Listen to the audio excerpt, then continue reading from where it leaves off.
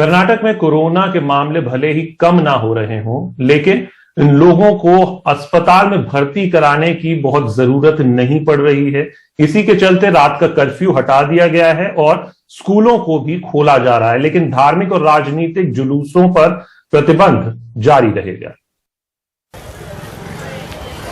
कर्नाटक के तकरीबन 3 लाख पॉजिटिव मामलों में से आधे से ज्यादा बेंगलुरु से है, लेकिन अस्पतालों में भर्ती करवाने की जरूरत 2% से भी कम लोगों को अब तक पड़ी है। ऐसे में कर्नाटक सरकार ने रात का कर्फ्यू हटा लिया है और स्कूल सोमवार से खोलने का फैसला किया है।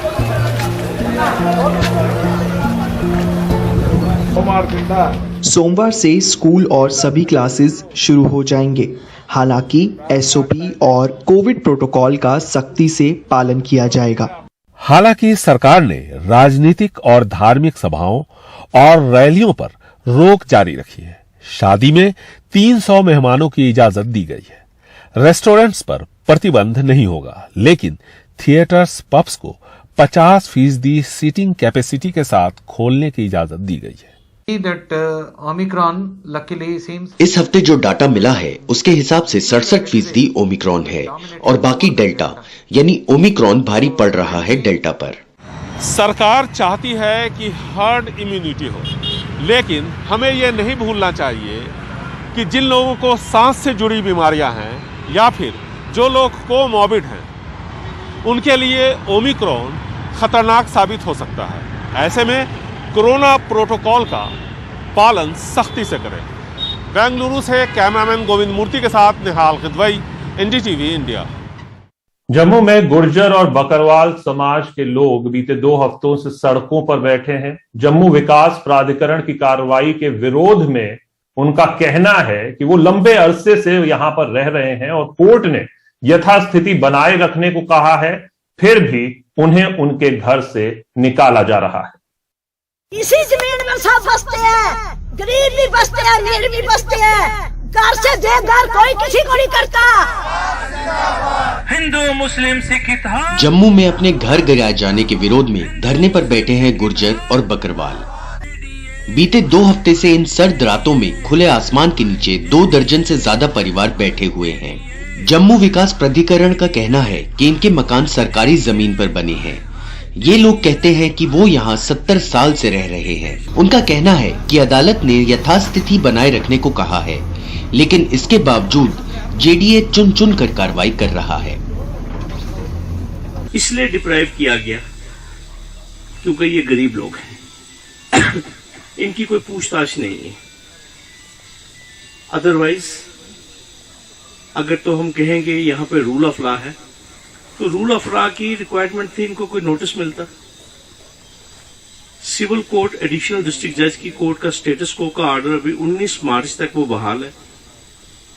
जेडीए ने किसी चीज की परवाह नहीं की। जेडीए ने माना है कि ये जमीन इन समुदाय के पास थी 1998 में जेडीए के पास आने से पहले से ही, लेकिन वो अदालत के आदेश का हवाला दे रहे हैं जिसके मुताबिक ये सरकारी जमीन है और इसलिए यहाँ अतिक्रमण हटाया जाना है। ये काफी देर पुराने से 98 ऑनवर्ड्स चल रहा था इंक्रोचमेंट इनका, तो स्टेट लैंड थी, जेडीए को ट्रांसफर थी, तो उस पर हमने कार्रवाई की। इनके साथ भी हमारी सहानुभूति है। लेट्स सी अब क्या हो सकता है।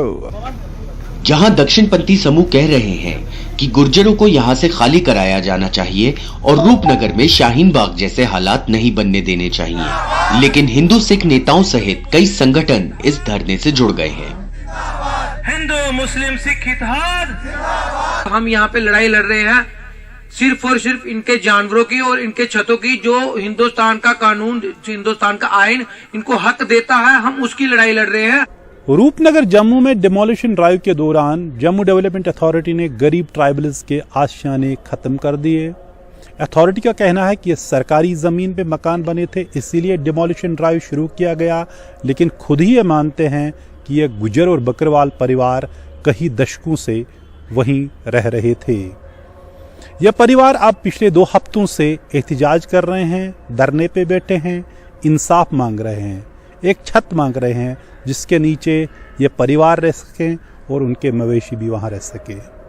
श्रीनगर से नजीर मसूदी, एनडीटीवी इंडिया के लिए। बीते वर्ष 29 जनवरी को जब बीटिंग रिट्रीट कार्यक्रम रायसीना हिल्स पर हो रहा था, उसी समय इजराइल एम्बेसी के बाहर एक लो इंटेंसिटी ब्लास्ट हुआ।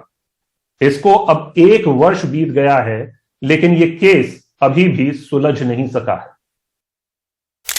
15 जून 2021 को एनआईए यानी राष्ट्रीय जांच एजेंसी ने इन 2 संदिग्धों की तस्वीरें जारी की थीं।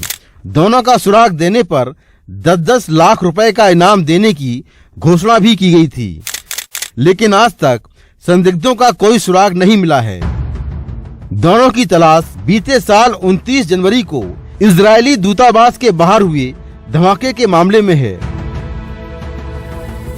बीते साल 29 जनवरी को लुटियंस जोन में इजरायली एम्बेसी के बाहर एक लो इंटेंसिटी ब्लास्ट हुआ था। उस वक्त दिल्ली में कड़ी सुरक्षा के बीच बीटिंग रिट्रीट सेरेमनी चल रही थी। हालांकि इस ब्लास्ट में कोई घायल तो नहीं हुआ था, लेकिन 1 साल बाद भी जांच एजेंसियों के हाथ खाली हैं। धमाके में कुछ गाड़ियों के शीशे टूट गए थे। तब दिल्ली पुलिस की टीम ने जांच के दौरान मौके से आईईडी लगा विस्फोटक बरामद किया था। एक चिट्ठी मिली थी जिसमें लिखा था, ये तो बस ट्रेलर है। पत्र में कुछ ईरानियों के मारे जाने का जिक्र भी था। इसके बाद 2 संदिग्धों की तस्वीरें सामने आईं, जिसमें संदिग्धों ने चेहरे पर मास्क लगाया हुआ है और जैकेट पहनी हुई है। एक शख्स ने हाथ में फाइल और दूसरे ने एक बैग लिया हुआ है। जांच एजेंसी के सूत्रों से पता चला कि इन लोगों ने जामिया नगर से ऑटो किया, फिर अब्दुल कलाम रोड पहुंचे।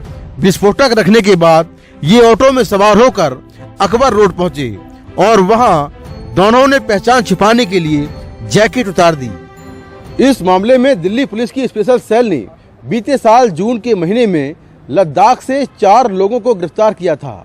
हालांकि उनके खिलाफ कोई सबूत नहीं मिले और बाद में उन्हें छोड़ दिया गया। ये सब वही लोग थे जो घटना वाले दिन दिल्ली में थे और उनके मोबाइल बंद थे। इसके बाद मामले की जांच एनआईए को सौंपी गई। एनआईए ने संदिग्धों के फुटेज जारी कर उन पर 10-10 लाख रुपए का इनाम रखा, लेकिन जांच वहां से आगे नहीं बढ़ सकी और 1 साल बाद भी इस धमाके की गुत्थी नहीं सुलझ पाई है। नई दिल्ली से Mukesh Singh, NDTV India. Beating retreat कार्यक्रम के साथ 73वें गणतंत्र दिवस का समापन समारोह हुआ।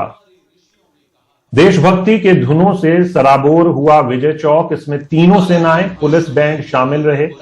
आजादी के 75 साल के मौके पर यह कार्यक्रम आजादी का अमृत महोत्सव के रूप में मनाया गया। साथ ही 1000 ड्रोन की मदद से विजय चौक जगमग हो गया। बीटिंग रिट्रीट में इस बार खास लेजर शो भी हुआ, जिनके बारे में महान वैज्ञानिक आइंस्टीन ने कहा था, आने वाली नस्लें इस बात पर विश्वास ही नहीं करेंगी। बलिदानों को नमन करने के लिए चिर ऋणी राष्ट्र ने बनाया है राष्ट्रीय समर स्मारक, जहां आजादी से अब तक शहीद हुए हर जवान का नाम प्रस्तर पर उकेरा गया है। त्याग चक्र व रक्षक चक्र नाम के 4 चक्र, जिनके ऊपर शान से खड़ा है एक विजय स्तंभ, जिसके अंदर दिन रात जलती रहती है एक अखंड अमर जवान ज्योति। सबका प्रयास के मंत्र के साथ अपना योगदान दे रहे हैं। 73वें गणतंत्र दिवस के समापन समारोह के तौर पर बीटिंग रिट्रीट में इस बार लेजर शो भी दिखाया गया है। देखिए।